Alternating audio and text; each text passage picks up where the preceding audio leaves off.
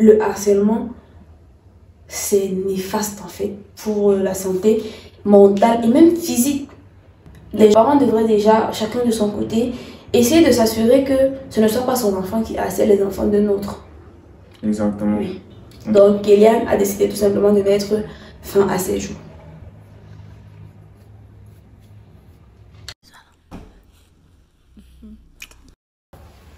Hello, Hello tout le monde, on espère que vous allez bien, on espère que vous vous portez bien. Bienvenue dans cette nouvelle vidéo, bienvenue sur notre chaîne YouTube Dior et Boris. On est très heureux de vous avoir à nouveau dans cette vidéo. Quand je dis heureux, c'est pas qu'on est heureux particulièrement, mais de vous avoir dans cette vidéo, oui, on l'est. Alors la famille, aujourd'hui, c'est une vidéo à la demande, déjà je vais le préciser, c'est une vidéo à la demande d'une abonnée très chère à nous. Et elle nous a demandé gentiment, ça fait un moment déjà, de parler de la discrimination en milieu scolaire, d'essayer de sensibiliser le plus grand monde concernant les dégâts que cela peut engendrer, non seulement pour la jeune fille, pour la personne en fait qui est discriminée, mais également qui est harcelée, voilà, c'est le mot je crois. Non seulement pour la personne qui est harcelée, mais également pour sa famille, pour les personnes qui l'entourent, à quel point ça peut être dévastateur, qu'on essaie d'en parler, d'essayer de sensibiliser le plus grand monde, parce que dans sa famille, elle vivait une situation pareille et c'était vraiment pas facile à gérer, non seulement pour l'enfant discriminé, mais également pour la famille qui avait en charge de prendre soin de cet enfant. Voilà, donc la famille, dans cette vidéo-ci, on va en quelque sorte parler du harcèlement en milieu scolaire, mais non seulement on va parler du harcèlement, je vais également prendre l'exemple d'une histoire vraie, d'un témoignage d'une maman que j'ai eu à écouter sur les réseaux dernièrement. Je vais vous raconter l'histoire pour vous montrer à quel point l'impact peut être fort, peut être énorme. Et par la suite, on va essayer comment je vais dire ça, de dialoguer un peu sur le sujet. Vous allez me dire également en commentaire si vous avez eu à vivre des situations pareilles et tout. Bref, restez juste scotchés à la vidéo, n'est-ce pas? Voilà, avant de commencer, n'oubliez pas de liker la vidéo pour que la vidéo puisse éventuellement prendre de l'ampleur et toucher le plus grand monde. Partagez-la également si possible. Voilà, pour que ça puisse toucher le plus grand monde, pour que le plus grand nombre de personnes puissent se rendre compte à quel point c'est quelque chose d'assez courant, voilà. Parce que ça arrive à vraiment pas mal de gens. Moi, je réalisais pas ça avant, mais ça arrive, franchement, ça arrive. Abonnez-vous également et activez la cloche de notification pour ne pas manquer nos prochaines vidéos, voilà. Donc, sans plus tarder, let's go. Le harcèlement. Toi, tu as vécu ça? Non. Même pas quelqu'un de ton entourage, par exemple, a eu à vivre ça? Pas du tout. Ouais, moi non plus. Pour tout vous dire, je sais même pas si ça s'est fait dans mon établissement pendant mon époque à quelqu'un de mon entourage, j'ai pas remarqué.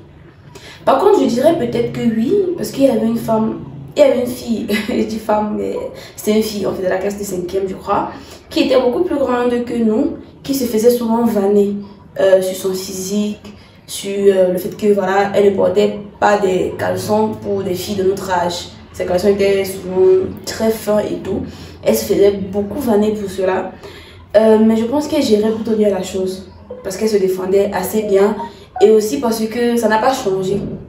À cause du fait qu'on la vannait, elle n'a pas arrêté de s'habiller comme elle le faisait. De toute façon, elle ne peut pas changer son physique. Donc voilà, je crois un peu que c'est ça. Et puis après, l'année d'après, on a arrêté de la vanner. Notamment parce que nous, qui la vannions, avons grandi. Et on avait à peu près le même physique qu'elle.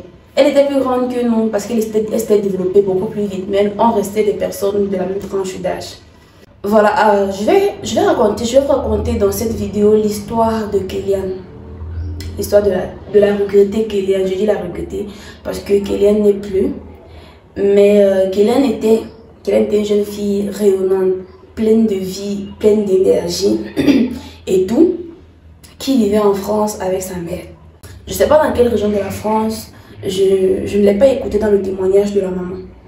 Kéliane donc, à l'âge de 12 ans, a commencé à se faire harceler à l'école par ses camarades. Elle n'avait rien de particulier sur son physique, parce qu'on aurait pu penser qu'elle se fasse harceler, peut-être parce qu'elle a des couleurs de peau différentes, ou alors peut-être parce qu'elle est toute frêle, ou alors peut-être parce que, je sais pas, il y avait quelque chose de particulier. Non pas qu'il puisse y avoir une raison pour laquelle on harcèle quelqu'un, mais elle en particulier, les personnes qui la harcelaient, il n'y avait pas de raison particulière en fait. Tout ce qu'il faisait, c'était lui faire des petites vannes sur son habillement, lui faire des petites vannes sur ce qu'elle amenait comme goûter à l'école, lui faire des petites vannes sur sa façon de marcher. Non pas que sa façon de marcher ait pu être bizarre, mais on la vannait dessus. C'était des mots comme t'es dégueulasse. Je sais pas si je peux le dire, les mots sur YouTube sans être censurés, mais c'était des mots assez méchants et assez durs à encaisser pour une gamine de 12 ans. Et elle aurait été une adulte ou alors une tierce personne, ça aurait été assez poignant parce que les mots qu'on lui lançait étaient vraiment choquants. On l'a pas frappé au début, mais on lui lançait des mots assez choquants. De telle sorte que lorsqu'elle arrivait à la maison, lorsqu'elle rentrait des classes par exemple, quand elle arrivait à la maison, elle refusait de manger parce que elle ne voulait pas être grosse, vu que ses camarades n'arrêtaient pas de lui dire à la cantine, continue de manger comme ça et bientôt tu ne vas plus passer par la porte de la salle de classe. Continue de manger comme ça et bientôt il faudra prendre des mesures, il faudra acheter des habits sur mesure pour toi. On lui faisait tout le temps des vannes sur sa façon de manger, la quantité de nourriture qu'elle mangeait. Pourtant, elle mangeait juste la portion qui avait été prévue pour elle. Et quand elle rentrait à la maison, elle n'acceptait plus, par exemple, de manger. Elle n'acceptait plus que sa maman lui fasse le goûter pour qu'à l'école, elle disait que ça lui donne la honte au milieu de ses camarades de classe, ce que sa maman lui met dans son goûter. C'est assez honteux et tout.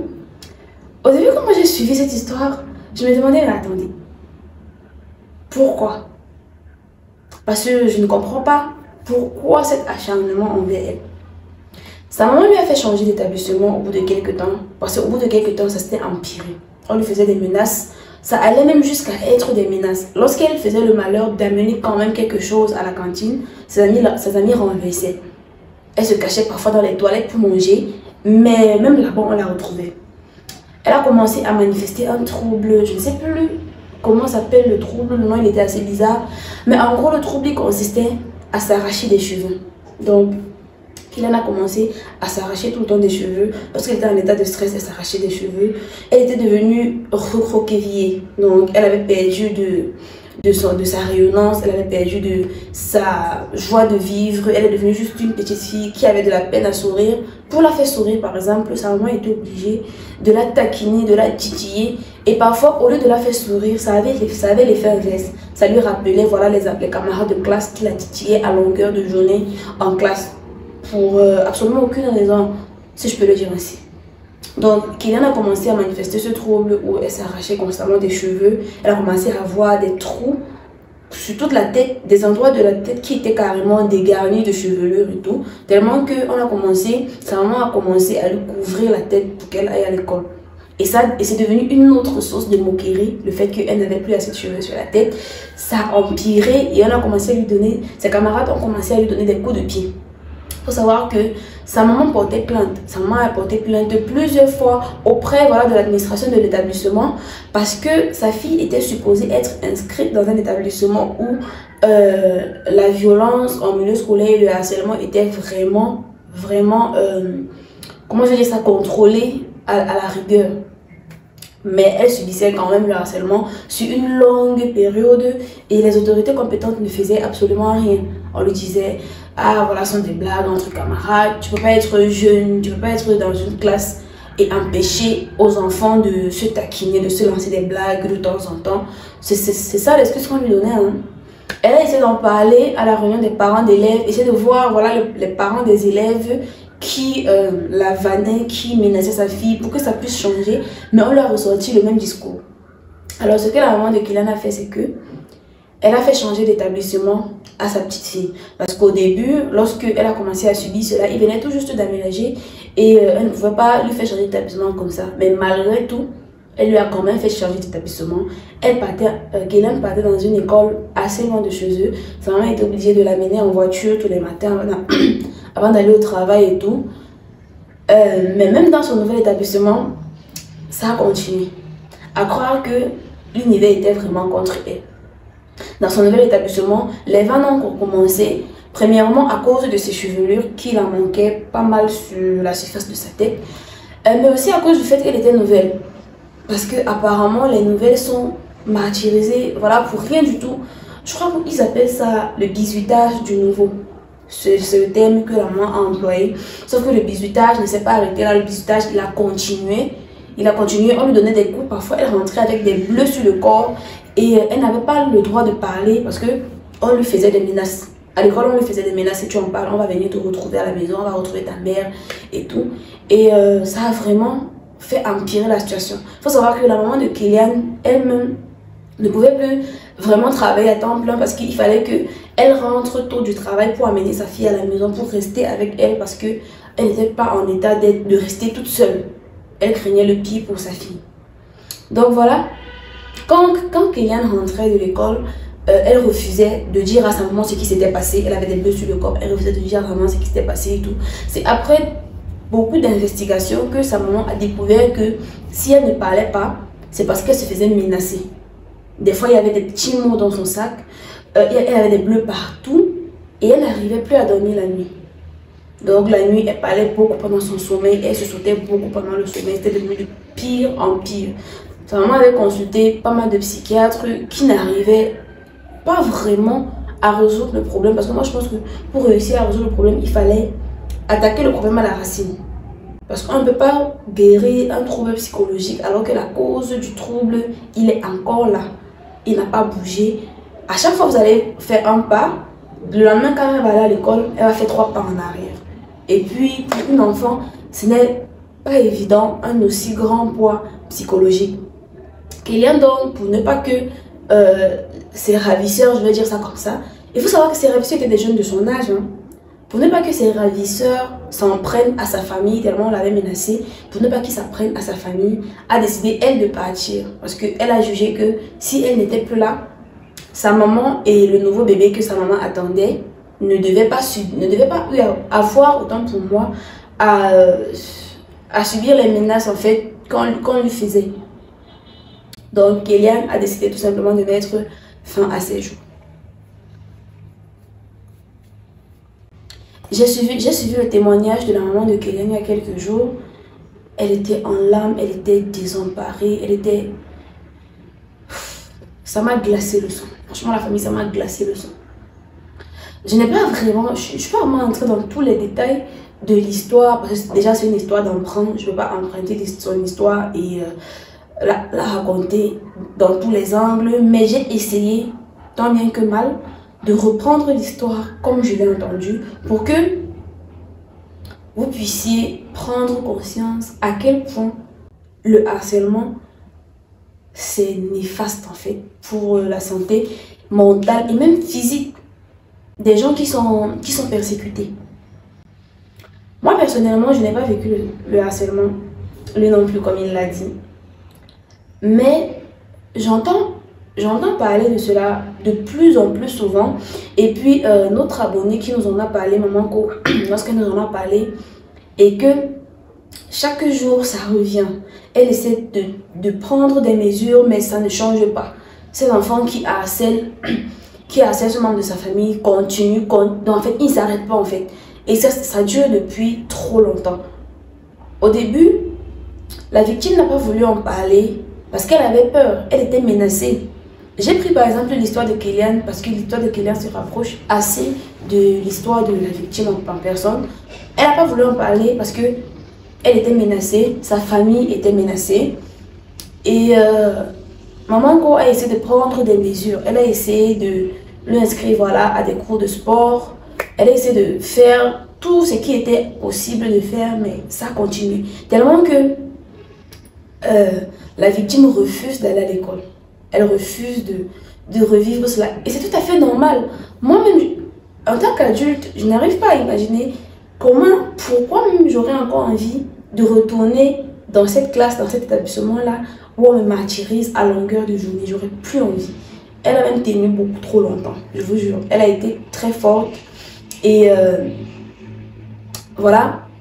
Donc vous imaginez un peu que quand elle est à la maison, elle est joyeuse, mais quand il s'agit d'aller à l'école, elle est triste. Exactement. Elle ne veut plus y aller. Elle n'arrive même plus à faire ses nuits, elle n'arrive plus à dormir, sans se réveiller, sans faire des cauchemars la nuit. C'est atroce ce que les gens vivent. Ce que des jeunes gens vivent en milieu scolaire sous l'œil comment dire ça, de l'administration, de l'encadreur qui ne fait rien pour changer ça. Je ne sais pas si l'encadreur, lui, essaie de faire quelque chose avant que ça ne marche pas. Mais moi, je pense que, franchement, pour remédier à ce genre de problème, il faut déjà commencer à en parler en famille. Parce que ce sont des enfants qui m'attirent d'autres enfants. Exactement. Ce sont des enfants qui ont des parents à la maison qui m'attirent d'autres enfants. Et moi, je pense que les parents devraient déjà, chacun de son côté, essayer de s'assurer que ce ne soit pas son enfant qui harcèle les enfants de l'autre. Exactement. Oui. Essayer d'inclure dans l'éducation de son enfant de telle sorte que ce ne soit pas son enfant qui puisse faire cela à un autre enfant. Et puis si il lui est rapporté par exemple que son enfant martyrise un autre enfant, je pense qu'il devrait prendre des mesures pour que ça cesse. Parce qu'il y a des enfants qui perdent la vie à cause de ça. Il y a des enfants qui commettent l'irréparable à cause du harcèlement. Il y a des enfants qui se sentent comme des sous-mèdes, qui se sentent tellement humiliés, tellement piétinés, que pour eux, il n'y a plus aucune raison de continuer. Et pas que des enfants à la famille, ça se répercute même chez des adultes. J'ai lu le témoignage de beaucoup d'adultes qui, dans la trentaine, dans la quarantaine, n'arrivaient pas à reprendre confiance en eux parce qu'on a passé toute leur jeunesse à leur montrer que ils sont des moins que rien, qui ne valent rien. Et il faut savoir que, enfin moi, ça c'est mon avis, hein, mais la personnalité adulte d'une personne se construit dans l'enfance. Oui, ça se construit dans l'enfance. Si vous frappez par exemple votre enfant, si vous le frappez pour tout et pour rien, si vous le martyrisez, si vous le faites peur tellement que l'enfant est apaisé. Même qu'il sera grand, il serait toujours comme ça. Oui, même qu'il sera grand, il sera comme ça. Il aura par exemple peur de l'engagement, il aura peur de prendre des décisions difficiles. Exactement. Il aura peur de tout. Et il aura aussi peur de s'assumer. Il va toujours chercher à fuir les problèmes plutôt que de les affronter. Tout ça pour vous dire que la personnalité d'une personne adulte se construit dans l'enfance. Donc, quand vous avez des enfants qui se font harceler à l'école, qui se font martyriser, qui se font rabaisser, parfois ça peut même ne pas être à l'école, parfois c'est même en famille, parfois c'est pas un membre de la famille. Quand l'enfant se fait constamment rabaisser, croyez-moi que peu importe le nombre de psy qu'il verra à l'âge adulte, peu importe le nombre de thérapies qu'il suivra, la gangrène va rester. Le traumatisme va rester. C'est un traumatisme trop fort pour un aussi jeune esprit. Il va se refermer et à l'âge adulte, peu importe ce que vous allez faire, le trauma, il va rester. Exact. Il va rester. Moi, je ne l'ai pas subi, mais je sais ce que ça peut faire à quelqu'un de subir un traumatisme à l'âge adulte. Pas seulement du harcèlement, ça peut être n'importe quel type de traumatisme, mais ça reste très longtemps. Lorsqu'on est adulte, on est plus apte à gérer certaines choses. Mais lorsqu'on est enfant, on est beaucoup trop influençable, beaucoup trop malléable. On est à un âge où on est encore en quête d'identité. On recherche encore notre identité, en quelque sorte. Donc, si on est martyrisé, si on est froissé, si on est rabaissé, si on est piétiné, on va finir par croire que c'est peut-être ça notre identité. On est peut-être fait pour être des sous-merdes. Et ça va se répercuter sur toute notre vie. Donc la famille, dans cette vidéo, mon chéri et moi essayons de sensibiliser à notre manière. Exactement. Avec la voix que nous pouvons avoir, de parler voilà, du harcèlement et que nous essayons, chacun de nous dans la famille, de combattre la chose à notre manière. Et nous essayons de porter notre voix encore plus haut pour que le maximum de personnes puissent être touchées. Parce que je pense que si les enfants qui harcelaient prenaient conscience d'à quel point le harcèlement pouvait détruire des vies, parce que voilà, ça n'a pas détruit que la vie de Kylian, ça détruit également la vie de sa pauvre maman qui se battait pour la mettre bien. Elle n'avait que elle comme enfant. C'est vrai qu'elle avait un nouveau-né qui venait, mais elle n'avait que elle comme enfant pour l'instant. Ça lui a détruit la vie. Je ne sais pas comment s'est passée sa vie après la perte de sa fille, mais ce qui est sûr, ça n'a pas été rose en fait.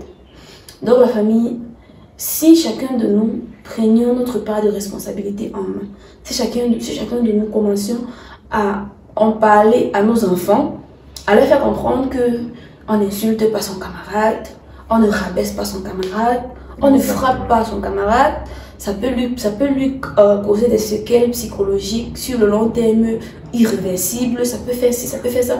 Essayez de lui mettre dans la peau de la personne harcelée. Je pense qu'on aurait moins de cas de harcèlement. Ouais. Je pense qu'on en aurait moins. Si nous essayons par exemple de dire à notre enfant que son camarade de classe handicapé n'est pas moins une personne à part entière à cause de son handicap, il ne mérite pas qu'on lui fasse vivre ce qu'on lui fait vivre au quotidien au milieu scolaire. Je pense qu'il y aurait moins de cas de harcèlement en milieu scolaire. Ça, c'est mon avis. Dites-moi dans les commentaires ce que vous en pensez. Peut-être que je prends la chose à la légère et que ce n'est pas si facile de résoudre le problème que ça. Peut-être que vous en savez mieux que moi. N'hésitez pas de le dire dans les commentaires et on essaiera ensemble de porter notre voix, de prendre notre part de responsabilité en main et d'essayer à notre manière de résoudre la chose parce que c'est devenu un fléau. C'est devenu un fléau. Aujourd'hui, même en milieu scolaire ici au Cameroun, il y a tellement de personnes qui se plaignent de cela, alors que moi, quand j'ai grandi, je n'avais jamais été face à cela. Peut-être parce que moi, je n'ai pas été victime, peut-être qu'il y avait d'autres qui en étaient victimes et que je ne me rendais pas compte. Mais véritablement, je ne pense pas que à ce moment-là, c'était aussi grave que ça l'est actuellement. Voilà, donc c'était à peu près tout ce que moi j'avais à dire, que chacun essaie de prendre sa responsabilité en main, de ne plus se dire que ça arrive aux autres. C'est pas ça m'est pas arrivé à moi. Ça peut ne pas t'arriver à toi, ça arrivera peut-être demain à tes petits-enfants. Oui. Et ça sera peut-être ton enfant demain qui sera le bourreau des autres enfants à l'école. Donc, chacun doit prendre sa responsabilité en main. Et je pense que de cette façon, ça diminuerait un tout petit peu le nombre de harcèlements. Toi, tu avais quelque chose à dire, mon cœur? Non, tu as tout dit. D'accord. Donc la famille, voilà, je crois que c'était tout pour la vidéo. N'hésitez pas à nous dire dans les commentaires si vous avez été victime du harcèlement scolaire, comment vous l'avez géré. Si votre enfant en a été victime, comment vous l'avez géré, comment vous avez réussi à le sortir de cette situation. Ou bien, si votre enfant a été le bourreau des enfants à l'école, s'il a été le harceleur, comment est-ce que vous avez réussi à faire en sorte qu'il arrête? Dites-nous dans les commentaires, ça pourrait aider d'autres mamans qui se trouveraient dans la même situation à mieux gérer la chose. Parce qu'on n'est jamais assez préparé. On n'est franchement jamais assez préparé. Donc n'hésitez pas à nous donner vos témoignages dans les commentaires ou bien vos conseils dans les commentaires. Ça pourrait aider beaucoup d'autres mamans. N'hésitez surtout pas aussi la famille de partager au maximum cette vidéo parce que ça pourrait porter notre voix plus fort et toucher le plus grand nombre de personnes sur ce fléau. Et ça pourrait éventuellement aider beaucoup de jeunes qui subissent cela. Parce qu'il n'y a pas que les enfants de 12, 13 ans qui subissent, ou bien les enfants de 8, 10 ans qui subissent. Il y a également des adolescents qui subissent cela. Il y a également des adultes qui subissent cela en milieu universitaire. Il y a même des adultes qui subissent le harcèlement en milieu professionnel. Donc ce n'est pas que pour les enfants. N'hésitez surtout pas à nous dire dans les commentaires, nous donner votre témoignage en fait. Et voilà, abonnez-vous également et activez la cloche de notification pour ne pas manquer nos prochaines vidéos. On va se dire à bientôt dans une nouvelle vidéo. D'ici là, portez-vous bien. On vous aime et on vous adore. Bye bye.